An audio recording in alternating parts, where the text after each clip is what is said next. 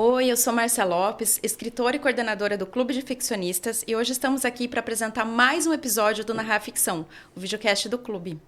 O Clube de Ficcionistas é um coletivo de leitura e escrita focado na análise das obras literárias. O nosso objetivo é aprimorar as nossas próprias ferramentas de escrita, e para isso analisamos os aspectos formais dos mais variados tipos de narrativa: romances, novelas e contos. O Narrar Ficção é um projeto paralelo do clube. Seu título faz menção à obra do nosso padrinho, Luiz Antônio de Assis Brasil, A Escrever Ficção. Aqui buscamos aprofundar o debate, convidando outras escritoras e escritores para dar sua visão particular de alguma obra que debatemos nos encontros do clube. Já temos alguns episódios neste canal. Convidamos todas e todos a assisti-los também. Nosso convidado hoje é Fernando Ferroni, ele está do lado oposto. Do outro lado da mesa. Fernando Ferroni nasceu em Jardinópolis, São Paulo, em 1981. Sociólogo e cientista político pela Unicamp, defendeu mestrado em História Contemporânea na Université de Bourgogne, em Dijon, França. Trabalhou como editor e tradutor e atualmente coordena o Clube de Ficcionistas, que reúne escritoras e escritores para debater literatura e escrita criativa. Tem contos publicados em revistas digitais e, em 2017, publicou seu romance de estreia, A Deriva. Em 2021, lançou um novo romance, A Longa Noite de B. Em breve, lançará uma HQ. Bem-vindo, Fernando. Muito obrigado. Olha, os livros do Fernando estão aqui, que eu falei. É Me isso. sentindo um pouco Bem-vindo! deslocado, né, desse lado da bancada, mas ok. Eu acho que você conhece Muito aqui, obrigado. né? Muito obrigado, Caleb. É uma honra. Eu sou o Caleb, sou livreiro, tenho também um podcast com a Juliana Leon Roth, que é Os Separadores, formado em letras, trabalho com livro faz um tempo, então, e o Reparação dos meus livros favoritos, então acho que é por isso que eu estou aqui para conversar com o Fernando, então vamos começar para falar um pouco mais. A obra que debateremos hoje é Reparação, do escritor inglês Ian McEwan, que apareceu pela primeira vez no Reino Unido em 2001, no Brasil é publicado pela Companhia das Letras desde 2002, e conta com a tradução de Paulo Henriques Brito. Na tarde mais quente do verão de 1935, na Inglaterra, a adolescente Brione Tallis vê uma cena que vai atormentar a sua imaginação. Sua irmã mais velha, sob o olhar de um amigo de infância, tira a roupa e mergulha apenas de calcinha e sutiã na fonte do quintal da casa de campo. A partir desse episódio e de uma sucessão de equívocos, a menina que nutre a ambição de ser escritora constrói uma história fantasiosa sobre uma cena que presencia.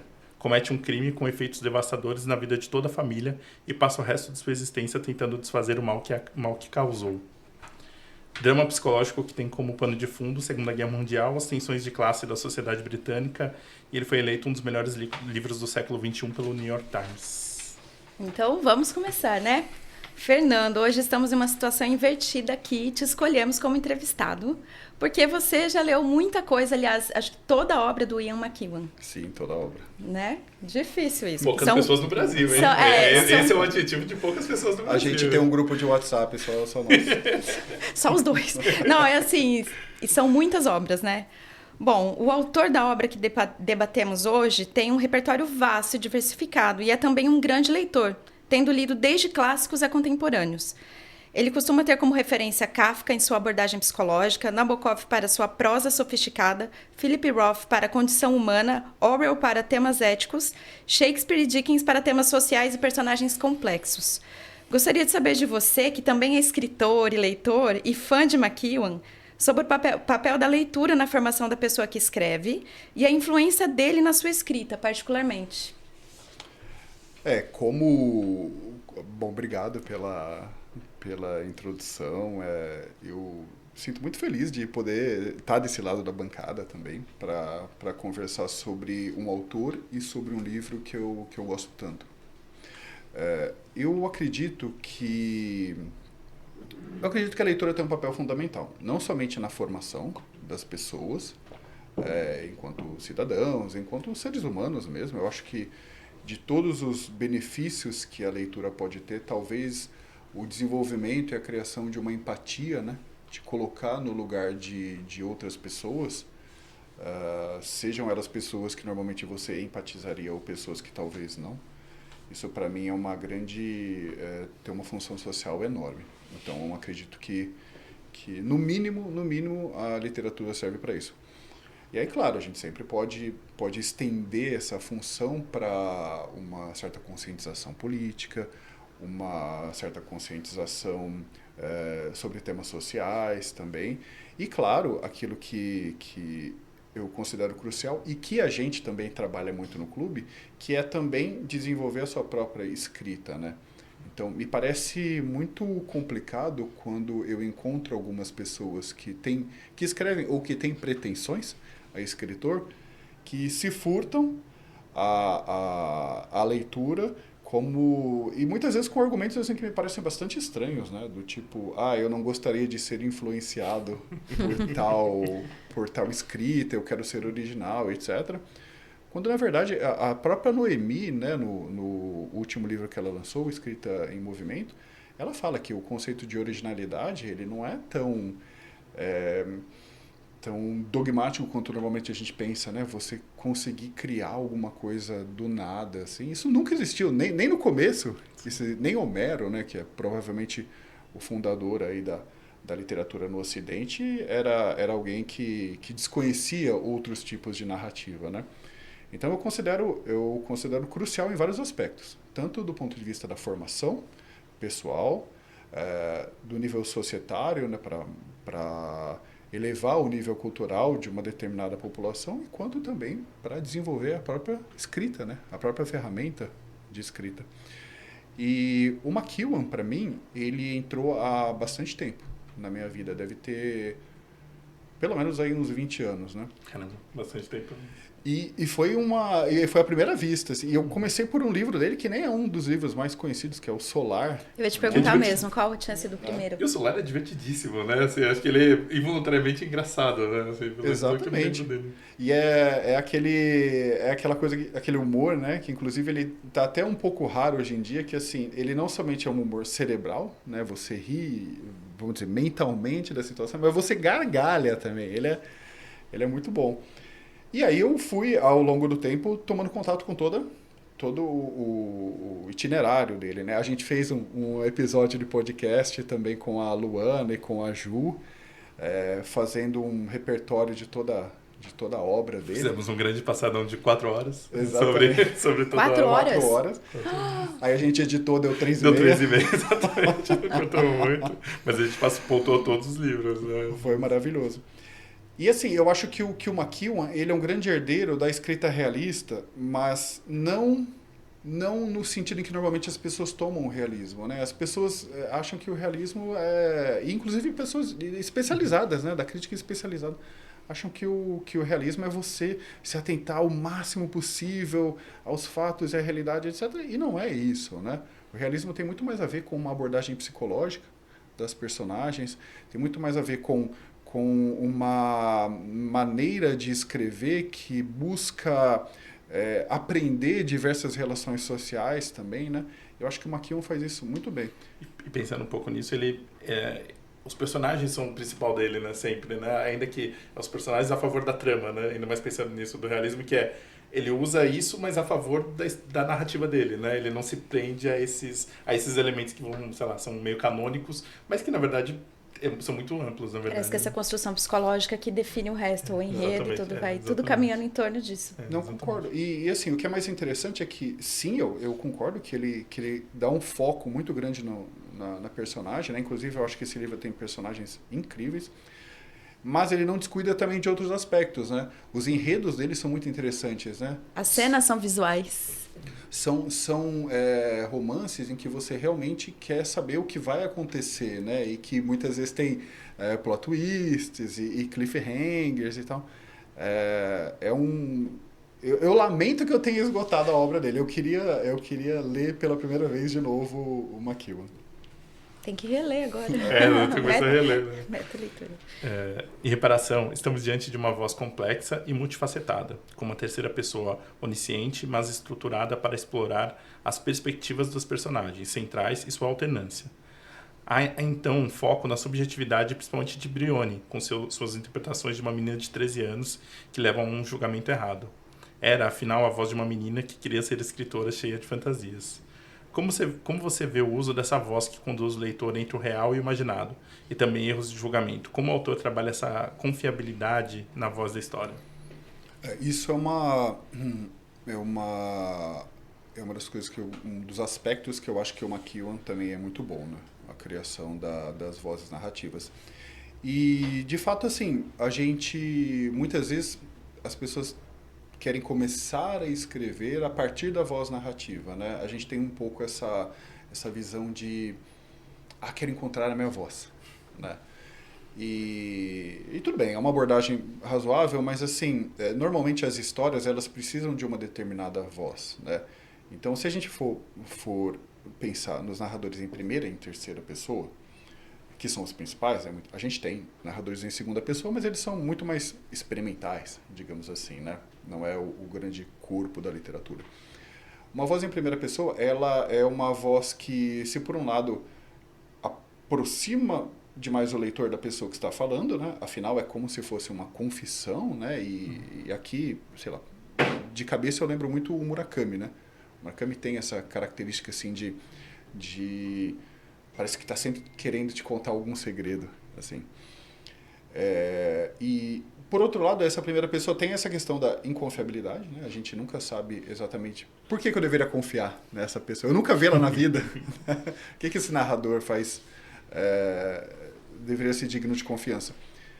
E a terceira pessoa, por outro lado, que inclusive é muito associada, né, com o realismo, ela já teria esse distanciamento. Porém, muitas vezes um distanciamento é necessário. Quando você tem uma história com muitos personagens que se alonga no tempo e que tem muitas cenas, etc., se você colocar uma pessoa para narrar tudo isso, como é que ela vai estar em todos os lugares, né, ao mesmo tempo? E então, ou vai ficar uma narrativa muito longa, ou uma narrativa até meio falsa, assim, também, em diversos momentos. Forçada, né, talvez, né? E com recursos, assim, quase Nossa! E com recursos quase folhetinescos. A gente usa palavras difíceis. Vai nessa. É pra isso que a gente lê. Sei lá, vou olhar pela fechadura, né, o que está acontecendo. Agora, o que eu acho muito interessante do modernismo é que eles conseguiram juntar um pouco os dois, né? Então a gente tem uma escrita em terceira pessoa que consegue dar conta de um panorama geral, mas a gente tem esse narrador que entra também na cabeça da pessoa e que reproduz muitas vezes a voz dela. No Reparação, eu acho que isso acontece de maneira muito bem feita. Sutil e muito bem feita, que marca todo o tempo.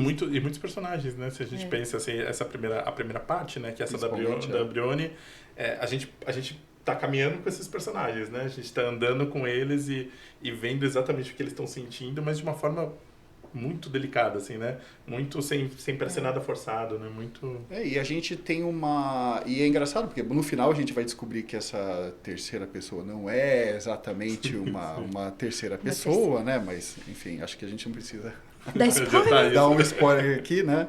Mas, assim... e você percebe já como essa terceira pessoa ela se aproxima muito de alguns personagens, né? Dos personagens principais, obviamente. Então, a Brian, a gente vai estar acompanhando ela.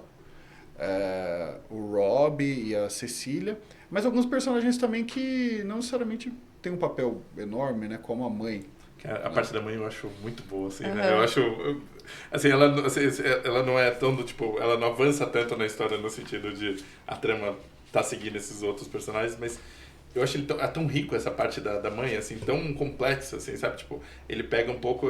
um personagem e ele deixa muito mais complexo, muito mais vivo, né? Exatamente. E uma coisa que eu acho muito importante nessa primeira parte... A Reparação são 4 partes, né? A última parte é muito pequena, mas... Enfim... O desenvolvimento dos personagens depende muito dessa ambientação. E a ambientação também tem muito a ver com personagens secundários serem tratados de maneira decente, né? E então, assim, em resumo, né, porque eu também já comecei a devagar aqui, em resumo, eu acho que uma história pede um determinado narrador, e claro que esse narrador ele molda também a história, mas parece que ele é muito mais uma maneira mais concreta, mais fidedigna de dar vazão ao desenvolvimento de personagens, né?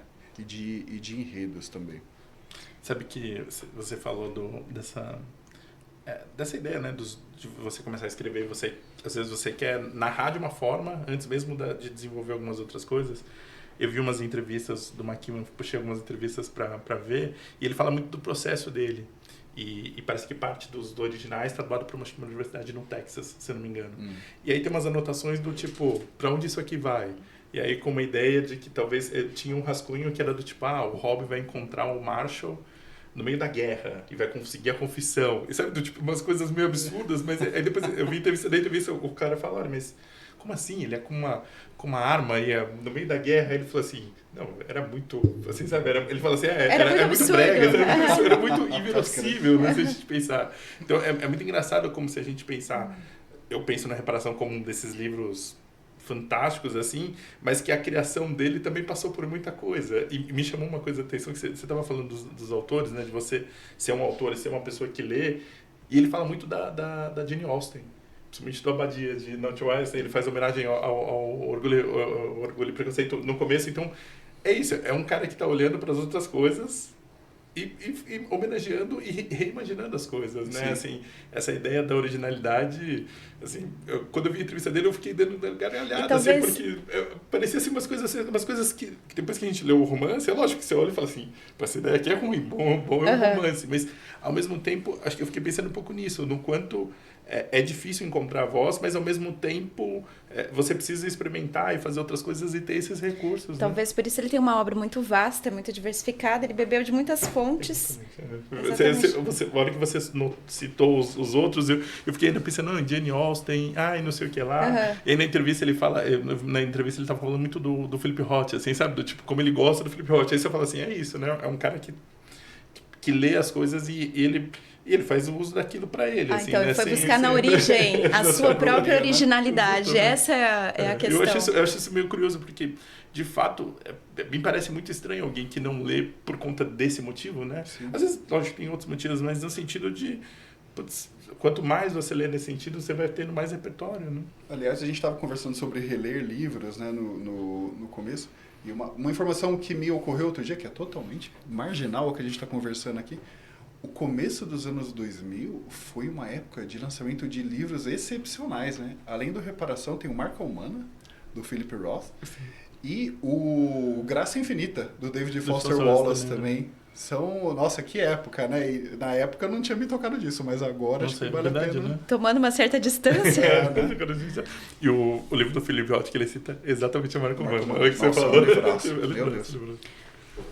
Bom, em Reparação, a gente estava falando do trabalho bem feito do autor na construção de personagens, né? Cena a cena, ele vai se aprofundando até levar uma complexidade moral.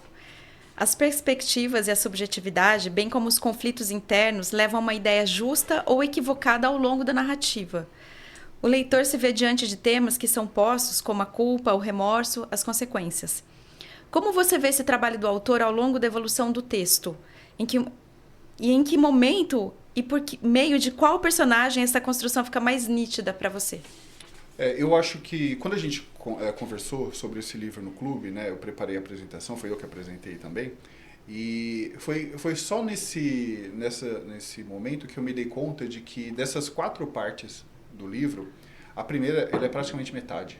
Ele é um pouquinho menos que a metade, e aí as outras 2, vamos dizer assim, somar tudo dá 40% e a última é 10% do livro, né? Então, ela é meio que uma pirâmide invertida, né? A primeira parte é muito grande e depois vai afunilando. Sendo reduzido. E quando você começa a ler o Reparação, ele tem justamente esse ar austeniano, né? De você estar no campo e na Inglaterra, tá quase para fazer 100 anos, né, que aconteceu. E aí você tem todo aquele ar bucólico, assim, e também uma coisa meio infantil, porque a Bryony, ela tá super preocupada porque os primos estão chegando e ela quer encenar uma peça, né? E aí ela tá preocupada com essa peça porque ela queria ser a personagem principal, né? Ela escreveu a peça a heroína, né? A heroína, né? Para impressionar o irmão, né? Então tem essa coisa da heroína e o irmão, né? Exatamente. Tem uma insinuação levemente incestuosa, assim, né? Não no sentido de sexual, mas assim, de querer, né? Tipo, precisar agradar o irmão, etc, né? Então, assim, são pequenos elementos. Então, você tem uma peça frustrada. você tem uma visão de uma pessoa imatura de um momento vagamente romântico, né? A cena da fonte, por exemplo, que para ela parece alguma coisa muito... Inclusive, nessa sensação de apego ao irmão, né? Ela se sente um pouco traída, sente com ciúmes. Tem todos aquela situação tensa do pré-guerra, né? Em que porque os parentes não estão visitando propriamente, né? Eles estão fugindo, né? Eles estão fugindo da guerra, né? E vão ficar, e etc. E a gente sabe, né? Parente quando fica Muito tempo. muito tempo em casa, sempre dá aquela... Embora não falte quarto. Sei lá. Aí a situação com a Cecília também, que para ela parece muito uma pessoa muito adulta, em que ela quer se inspirar, mas ao mesmo tempo também ela está com raiva dela por conta da peça, né? Então você vê nessa primeira parte toda uma... Não é apenas uma apresentação, é isso que é interessante, porque é aquilo que a gente sempre fala na escrita narrativa, na escrita criativa, né? A gente precisa apresentar os personagens para que o leitor saiba, né, o que vai acontecer. Aqui a gente tem uma lenta construção de personagens e de uma situação que vai explodir no futuro de uma maneira que você não espera. É um crescendo assim, tão impressionante de conflitos e de coisas aparentemente sem importância, de um jantar e de uma fuga de crianças, né, que... É uma tensão crescente, né, assim, que ela explode mesmo, assim, né, inesperadamente, né, porque ele começa nessa banalidade e as coisas vão se acentuando. E a gente vai identificando o psicológico de cada um ao longo desse tempo. E no momento que você tem um corte, né, essa primeira parte termina em 35, se eu não me engano, ela é um dia, né, a primeira parte, isso é mais impressionante ainda, né, quase metade James do livro Joyce. é um dia. E aí você tem um corte e você cai no meio da guerra, numa situação muito complicada, no começo da guerra, que é a evacuação por Dunkerque, né? É uma parte chocante, obviamente, mas assim, parece que você já está tão tenso daquele começo que há um certo alívio pra você. Fala, ufa, tô na guerra. Uau, passou aquela parte. E claro, e depois a gente volta, né? Mas ao mesmo tempo é engraçado, porque você pensando nisso, até a forma dele mostrar a guerra é diferente. Pensando nessa sensação que tipo, acabou, ele vai mostrando do tipo, esse cara, a gente sabe que é o Robin, mas assim, ele vai mostrando de outra forma também, né? Que eu pelo menos não tinha visto, né? E acho que essa é uma outra sacada, que ele muda o tom e aí depois ele vai de novo, né? Ele te começa faz ver de de outra forma esse personagem, por outro ângulo. Porque a princípio o Robin ele já era a carta fora do baralho, né? No final da primeira parte, você fala, bom, resolveu, né? Esse problema, né, já foi, né? Não tem... Ele tem muito uma sensação de um outro livro que começa, né, lá. E de fato, se for parar para pensar, é um outro livro mesmo, né? E assim, eu acho que todos os personagens são muito bem construídos, mas a Bryony é impressionante. Assim, não acho que dê pra gente dizer que é um romance de formação. Ele foge muito do gênero do romance de formação. Mas fica uma dúvida. É muito assim, vamos mostrar o que pode acontecer com uma personagem imatura, numa situação chave, numa época complicada, mas decisões, o que pode acontecer com tudo isso? Ao longo da vida dela, como isso vai repercutir. E mesmo, assim, a gente tá falando, a gente começou falando o bem da leitura, obviamente, e claramente na Bryony tem uma questão que é isso, que é a leitura, o excesso da leitura e não viver a vida e estar nesse lugar no campo, então tinha umas limitações pensando nesse momento da guerra. Eu fico meio pensando que tipo, a Bryony deve ter lido, sei lá, Don Quixote. Ai, Don Quixote, eu já ia falar, eu tô relendo, hein? Eu tô relendo, não, tô até preocupada. Porque a imaginação dela supera, né? Ela mistura, e é muito, eu concordo com você, eu acho que não é, mas ele tem uns elementos do romance de formação, assim, que é a imaturidade dela, mas em tentar colocar dentro da literatura a vida, né? Do tipo, julgar a vida através dessa visão de mundo, né? Eu acho isso muito ela é uma personagem muito complexa, assim, muito interessante, complexa. Assim, muito... Assim, você sente muitas coisas por ela ao longo do livro todo, assim, sabe? Tipo, em diversos momentos, mas pra mim me pega muito essa questão dela não entender o que e não conseguir interpretar, né? que ela leu tantos livros e a cabeça dela, enfim, e esse desejo de ser uma criadora de histórias, enfim, pensando até na peça, mas que ela não consegue ver a realidade, né? Ela não consegue, ela ainda está nessa ilusão quase. Né? Uma coisa que me chama muito a atenção, isso em outras obras do McEwan também, é que eu acho ele um cara extremamente sério com a literatura. Extremamente, assim. Eu acho que ele tem um projeto literário muito sólido e que ele executa a contento mesmo. E passeando por vários gêneros também, né? Quero ler um livro de espionagem. Pô, você tem o Serena, do McEwan, para ler. Um de ficção histórica, tem o Inocente, enfim. Mas, ao mesmo tempo, ele também sempre matiza um pouco isso, né? Ele sempre diz... sempre coloca personagens que estão conectados com a literatura sempre numa situação assim meio de quixotesca. Eu acho que talvez essa seja a melhor palavra, assim. Ele sabe que a literatura é uma coisa séria, mas calma, não vamos levar isso tão a sério, né? Então, é muito comum nos livros dele os personagens mais assim deslocados, mais perdidos, mais tolos, digamos assim, eles serem personagens ligados à literatura. Eu pensei no Solar, que tem uma questão que hoje, se a gente pensar quando ele escreveu lá há 15, 20 anos, falando da questão climática e tudo mais, ele tem uma coisa disso, que é um personagem totalmente bobo, assim, né? E ele tem uma virada que você se coloca diante de uma situação, sabe, que você faz assim, cara...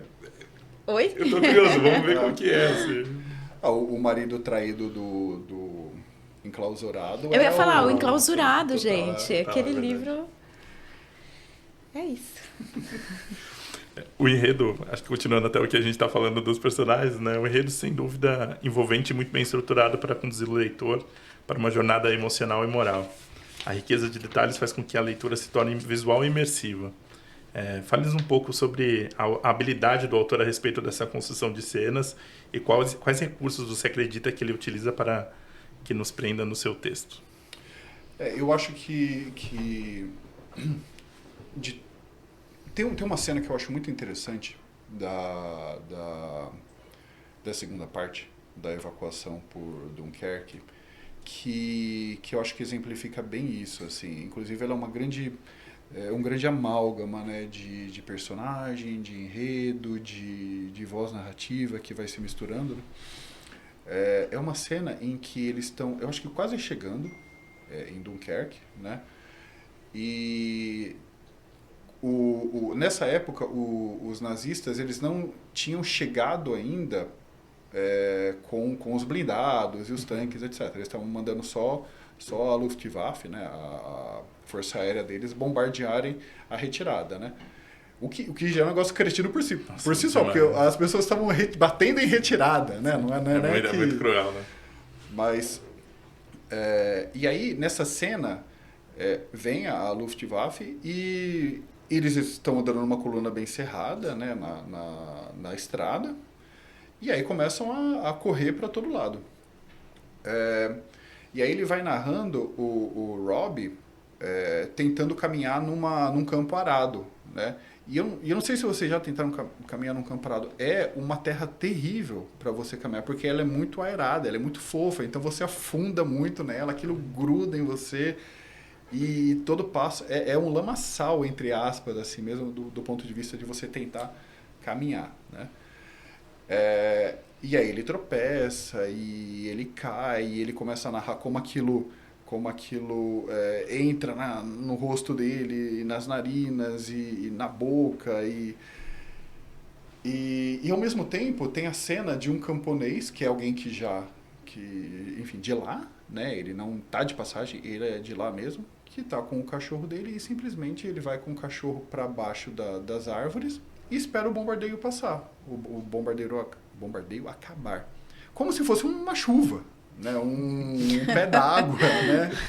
E aí ele contrasta essa situação de todo mundo em desespero tentando fugir e o camponês lá simplesmente aguardando aquilo passar. Só esperando. Como se fosse mais um evento climático, como se a vida fosse continuar de qualquer maneira, né? Então eu acho que essa dosagem entre uma situação... isso tudo no mesmo parágrafo. Isso é que é mais incrível, assim, não tem nenhuma quebra lá para você ter um mínimo respiro, assim. isso eu acho uma técnica muito incrível, né? Você utilizar esse contraste, por exemplo, entre uma situação muito grave e uma situação, digamos, estoica, né? Do tipo assim... E era a Segunda Guerra, né? O cara já tinha passado pela Primeira e estavam na França, né? A França foi um país muito destruído na Primeira Guerra, né? Então, algo mais ou menos assim, pô, lá vem eles de novo aqui. Vamos começar, né? Vamos de novo. Essa eu acho uma cena muito interessante, né? Por conta desse contraste. A cena que é narrada pela Bryony deles na fonte é muito interessante justamente por aquilo que ela não vê lá, né? Algumas cenas que já te dão indícios do que está acontecendo no livro, mas que você não consegue aprender na primeira leitura, né? Que é toda uma cena intimista do Robbie na casa dele lá, em que ele está sonhando com a Cecília. Então, assim, eu acho que fazer uma decupagem do Reparação e analisar cena por cena, eu acho que é um grande exercício de escrita criativa. Você aprende muito, né? Como cada cena é importante, como cada cena ela sobra muito pouca coisa, se não nada. Assim, é uma escrita muito enxuta, né? E não é um livro pequeno, né? Eu acho que as edições costumam ter mais de 400 páginas. 440 páginas. E assim, como as cenas fazem muito sentido, você vai lendo malucamente, assim. Então, eu adoro a maneira como ele tem um cuidado nessa construção das unidades narrativas. E pensando um pouco nessa distribuição das 4 partes, né? A primeira parte, que é a maior, né? Pensando como flui bem, né? Do tipo, como vai. E eu acho que é engraçado porque as outras duas, ela tem um outro ritmo completamente diferente. Assim, isso que você falou da guerra, quando eu reli, a impressão que eu tive, eu li pela terceira vez, assim, na minha lembrança era muito maior essa parte da guerra. Era menor a outra parte, porque acho que eu tinha lido muito rápido por conta dessa questão. Dessa intensidade de querer saber. Exatamente, assim. E o outro, dessa angústia mesmo, né? Que é essa caminhada que a gente não sabe o que vai acontecer, né? E a parte da Bryony, eu acho que me tocou mais nessa última releitura, a parte da Bryony como enfermeira. Sim. Eu também fiquei muito tocada com isso. Eu fiquei muito impressionado. Muito humano. E é engraçado, porque a gente tá lendo, a gente sabe o que ela faz, a gente fica com raiva no sentido dele despertar essa emoção nossa, principalmente da injustiça, né? Porque a gente sabe como termina a primeira parte. E aí vem essa outra Bryony totalmente submissa, né? Assim, submissa a esse papel, né? Não submissa a pessoa, mas a esse papel muito, numa compensação muito clara de ser útil, né? De você tentar consertar e até, enfim, depois acho que a gente pode entrar na questão do título, que eu acho incrível nesse sentido também. Não, e a gente tem essa cena eu também, a primeira parte eu acho, nossa, a melhor do livro, e eu gosto da parte da evacuação, porque eu acho interessante esse assunto, mas a cena da Bryony se transformando em enfermeira, e como ele faz um paralelo entre essa organização militar da enfermagem, né, as mulheres não iam lutar no fronte. Mas a situação dessas trabalhadoras da saúde, por exemplo, era muitíssimo parecido na questão de hierarquia, de você lidar do trabalho físico propriamente dito, né? Seguir regras, né? De você lidar com aquele sofrimento. A cena dela conversando com o francês, né? O francês desenganado, Nossa, né? É terrível, né? É uma cena que você perdoa muita coisa. Isso, eu achei curioso, né? Não, essa hora realmente... Rolou uma expiação. Há uma reparação com a gente, com o leitor. Eu achei isso muito intrigante, assim, quando a gente estava falando da leitura, mas é isso. Eu acho que me instiga mais quando eu tenho personagens que eu até não simpatizo tanto, porque eu acho isso mais... Eu acho que o autor é ainda mais habilidoso, né? Em você conseguir dar uma cara de humanidade para alguém que lógico, até a gente chegar na parte final, você não entende exatamente, né, do que está acontecendo e você só vê os fatos, né? A gente pensa no narrador, terceira pessoa que a gente está acostumado. Mas eu acho muito impressionante. E assim, só falando um pouquinho da primeira parte, me lembrou muito Flaubert na questão do detalhe, né? Porque como que ele faz passar todo esse tempo, então como ele conecta as partes para ficar todo esse tempo, mas sempre tem duas cenas acontecendo ao mesmo tempo. A impressão de tempo que a gente tem nessa primeira parte, sabe? É totalmente diferente. Ele é genial nisso. Bom, então a gente estava falando várias vezes das 4 partes, mas eu vou fazer uma pergunta aqui, que a narrativa era segmentada em tempos distintos. A primeira parte acontece no verão de 1935 e mostra como as percepções moldam a compreensão dos eventos. Nesta parte, o autor explora a interferência entre realidade e ficção. Na segunda parte, a ação se situa na Segunda Guerra e reflete os impactos das ações de antes. Tudo que a gente já vinha falando, mas vamos explicar melhor. Já estava aqui, né? E a terceira parte já mostra Brian na fase adulta, madura e arrependida, tentando espiar seus erros. A revelação final é metanarrativa, então a história surpreende. Sem spoilers. Gostaria que você, primeiramente, falasse sobre o passar do tempo na narrativa e como o autor trabalhou isso, como você vê isso. E depois, pegando o gancho final do autor, como essa relação de reparação e a possibilidade da escrita sobre fazer literário.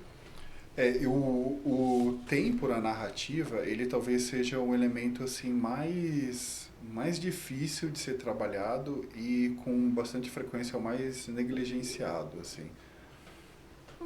Quer dizer, não sei se negligenciado, mas assim, às vezes as possibilidades de trabalhar o tempo, elas não são tão aproveitadas, né? Então, eu acho que tem 2 exemplos que me parecem muito interessantes no Makiwan com relação ao uso do tempo, né? O primeiro é a primeira parte, né? De você, em um dia, você conseguir extrair tanta informação e as coisas fazerem tanto sentido e não ficar uma coisa enfadonha também. Então, o dia começa, salvo engano, com ela já... Não é nem com ela acordando, é ela já ensaiando, né? Ou tentando organizar o ensaio, os preparativos da chegada. E vai terminar depois do resgate dos meninos. Na manhã, né? Do dia seguinte, manhã quase, do né? dia Na seguinte. madrugada para amanhã, né? Exatamente. Então, esse tempo alongado, assim, de enormes eventos significativos, né? Então, tem todo o arco da Bryony, tem todo o arco da Cecília, o do Rob. Você tem a chegada do Marshall e da Cecília, que já tem uma situação que, a princípio, você não entende muito o que está acontecendo e depois isso vai fazer muito sentido. O pai é um personagem interessante, né? Por ser ausente, né? Ausente, o pai é uma figura muito interessante, né? Ele é ausente, mas está presente. Sim, e também ele é ausente naquela realidade rural, mas ele é um funcionário do governo em época de guerra, né? Então, assim, também... Rola uma compreensão de que ele não vai estar lá, né? Assim, tipo, ele tá ocupado, né, mesmo, né? Exatamente. E, inclusive, depois a gente pode até comentar isso um pouco mais pra frente, como eu acho que muito sutilmente o pai aparece em outras situações da narrativa também. Mas assim, eu acho que o primeiro exemplo é isso, né? Como que você consegue trabalhar um dia de uma maneira bastante detalhada e o tempo não parecer tão demorado. Uma outra cena que eu gosto muito é a cena em que a Bryony, já enfermeira, vai se reunir com o Rob e com a Cecília e tentar finalmente a reparação dela, né? Tentar, enfim, ajudá-los de alguma maneira, né? E o Rob está furioso com ela e a Cecília tentando fazer aquele meio campo. Quando o Rob ele está a ponto de atacar até a Bryony, a Cecília chama ele de canto para tentar acalmá-lo e a Bryony fica naquela situação assim, o que eu faço? E aí ela simplesmente vai para a janela e fica observando uma cena lá embaixo de uma senhora passeando com um cachorrinho, uma coisa assim. É uma cena absolutamente banal, assim. Mas ela é narrada de uma tal maneira, se eu não me engano, é um parágrafo só. Ela é narrada de uma tal maneira que ela te dá uma sensação de que muito tempo passou lá. Porque se o Makiwan simplesmente narrasse assim, e aí Bryony ficou aguardando 1, 2, 3, Tic-tac. 10 minutos, Reloginho né? ali. A Cecília acalmar o Rob, isso não ia dar nenhuma sensação no leitor. Porque a literatura é muito mais do que você ler uma coisa, não, concordo, passou 10 minutos. Né? É você sentir isso. E essa cena, ela dá uma escapada tal, e ela narra detalhes assim tão prosaicos e de uma maneira tão tranquila que você, depois que você termina o parágrafo, você pensa, pô, acho que conseguiu acalmar ele, acho que deve ter passado muito tempo. Tipo, estive esperando também. Exatamente. E é uma coisa assim que muitas vezes ela passa até não despercebida, mas você não consegue dizer assim, aqui existe a tratativa de um tempo, existe um projeto literário, etc. Sim. Não, ele faz a mágica dele lá e você simplesmente vê os efeitos, né? Eu acho genial isso, cara. E eu acho engraçado porque se a gente pensar mesmo nessa parte, lógico, vou falar de uma relação do tempo talvez muito mais literal, mas que como a Hermione ela tá naquele momento tentando reparar o passado deles, para talvez ter um futuro, mas que ele é totalmente bagunçado, assim, ele é totalmente incerto, no sentido de eles ficam o tempo todo presos a esse passado, que tá todo mundo de volta nisso, mas ao mesmo tempo é isso, assim, as coisas, ali ela mostra que eles estão vivendo uma vida. Uhum. Eles não falam mais com os pais, né? Até que você falou do pai, e eu fiquei meio pensando que a Bryony também fica, né, meio nessa coisa, mas eu acho meio engraçado como ele vai meio que misturando esse tempo no sentido de, mas quando aconteceu isso, eles contam quase como se fosse o tempo mesmo, assim, como se estivesse vivendo aquilo de novo. E eu acho engraçado que você falou isso do tempo parando, que lógico, a gente está lendo o romance, a gente está preso a essa sensação, mas quando eles começam, a Cecília começa a escrever, mas eu preciso de uma declaração, o que você lembra aquele dia? É como se o dia tivesse acabado de acontecer. Né? Eu acho engraçado essa sensação, você falou disso da mistura, e eu acho engraçado como ele faz isso em outros momentos, que é do tipo, cara, foi tão marcante o fato, assim, são 200 e poucas páginas falando de um dia que não foi tão extenso, mas ao mesmo tempo as pessoas que já continuaram, elas estão vivendo aquele mesmo dia, e isso através dessa narrativa dele, né? Eu acho muito... Não, então, vamos falar sobre, né, o convidado esquisito na sala, né? Eu acho que a questão do título é bem... Eu acho que é bem feliz, né? Para ser bastante honesto, assim, né? Em inglês, né, atonement, ela tem muito mais a ver com a palavra expiação, né, em português, que é uma maneira de você se sentir melhor, né? Você passar daquele momento de contrição, né? Depois de ter feito alguma coisa ruim, etc., e se sentir melhor. A reparação é você realmente tentar compensar, erro, né? Sim. Assim, pedir desculpa, obviamente, né? Se lamentar, mas assim, tentar compensar, né?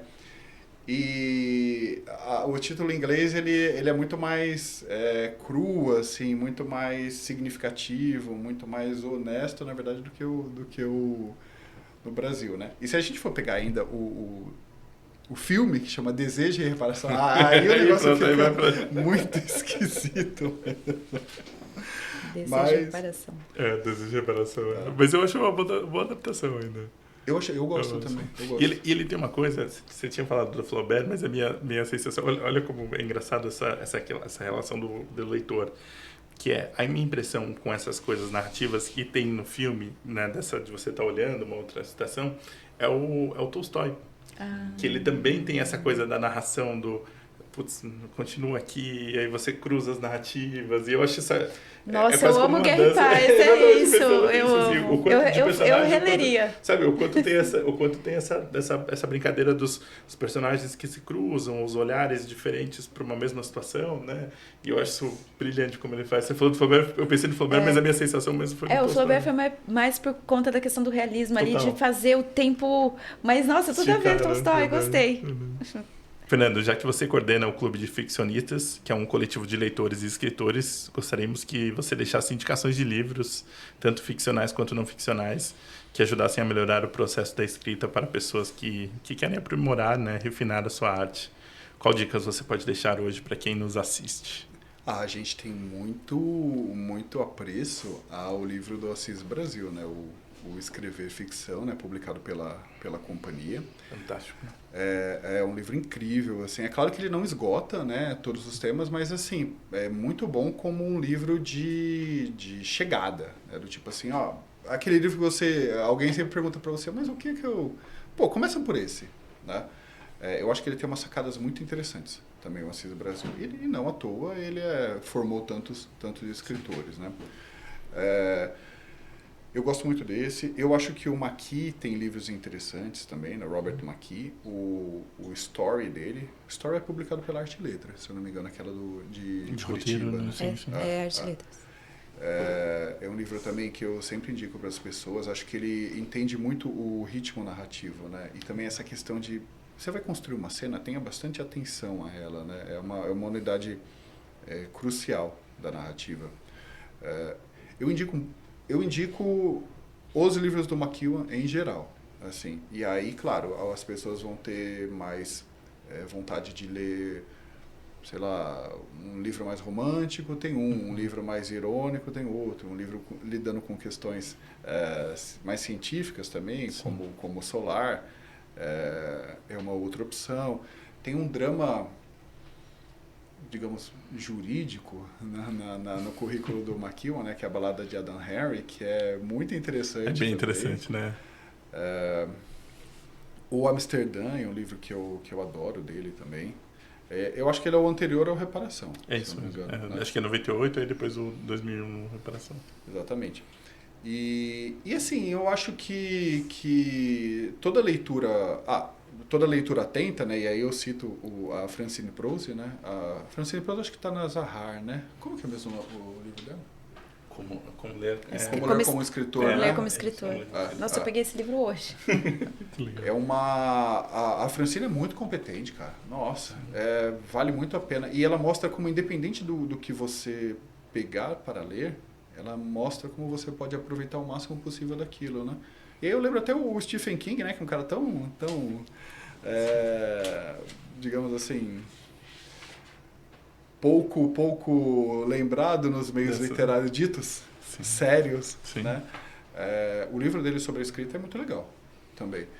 E ele fala uma coisa muito interessante nesse livro, que é assim, cara, lê tudo, lê coisa boa, lê porcaria, no mínimo sai dessa, né? Vai lá, né? Serve como um mau exemplo, né? Como não fazer. E eu acho que ele tem muita razão nisso, assim, sabe?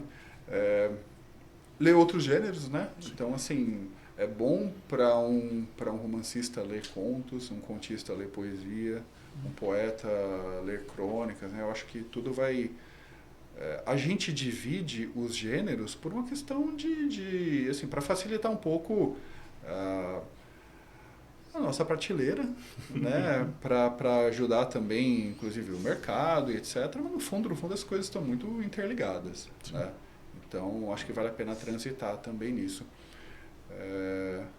E eu acho que, assim, se for para dar uma sugestão, né, também, uma sugestão final de leitura, eu indicaria todos os livros que a gente vai ler esse ano. No Clube de Ficcionistas, claro! Participar também dos nossos encontros e, claro, também do Espanadores. Espanadores, por favor. A gente também tem nosso clube lá também mensal.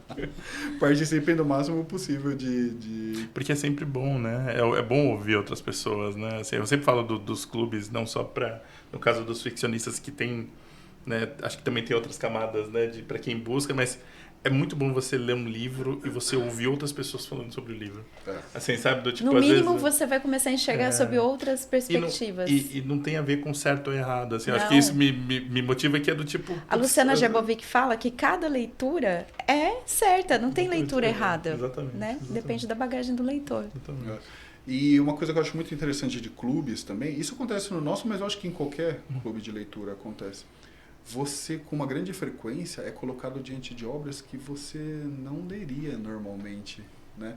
E aí você tem aquele constrangimento saudável de, poxa, já que eu fiz o compromisso com o pessoal, preciso ler para conversar com eles, né?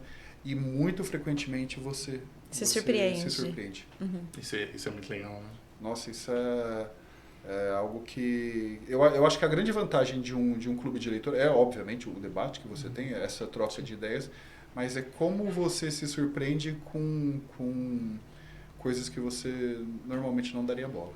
Assim. Então, acho que finalizamos, né? Eu daria discussão aqui muito tempo, Muito obrigada, Fernando, por ter topado trocar de lado hoje com o Caleb. Legal. E também muito obrigada, Caleb, por ter vindo. Eu agradeço Foi muito demais por rica essa conversa hoje. Obrigado, meu. Muito obrigado, Márcia, por ter aceitado que eu trocasse de bancada, né? É uma posição muito legal também, né? A gente propor discussões para as pessoas, mas também ter a possibilidade de falar. Espero que você brevemente esteja desse lado também. A gente sabe que você é uma leitora muito competente. Acho que ele é mais do que eu e o Caleb juntos. Obrigada. sem sombra de dúvida. E o Caleb também. Obrigado, Caleb. Pô, obrigado. Pô, que seja sinta-se já convidado para outros eventos aí. Você sabe os livros que a gente vai debater, aquele que você gostar, você já está convidado. Já está convidado para sentar com a gente. Combinado. E eu vou pedir para o pessoal curtir, compartilhar esse vídeo, né? E assistir os outros vídeos que a gente tem no canal. É isso, obrigada, gente. Muito obrigado. Obrigado.